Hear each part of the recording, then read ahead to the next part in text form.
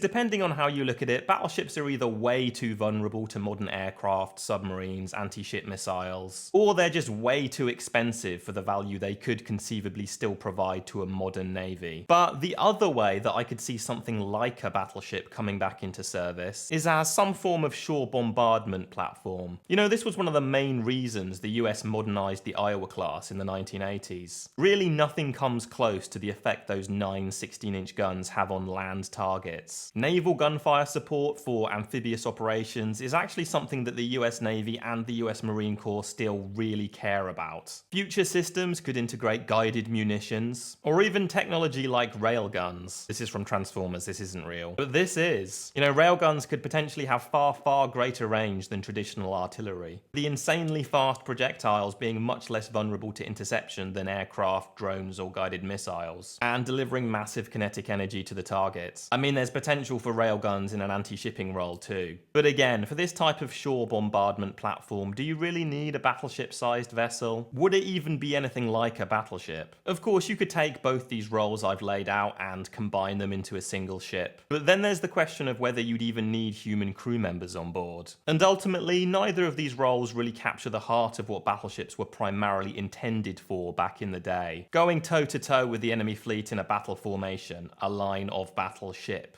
and duking it out with other battleships. Will we ever see something like that again? Maybe when we get into space or something? Follow for more.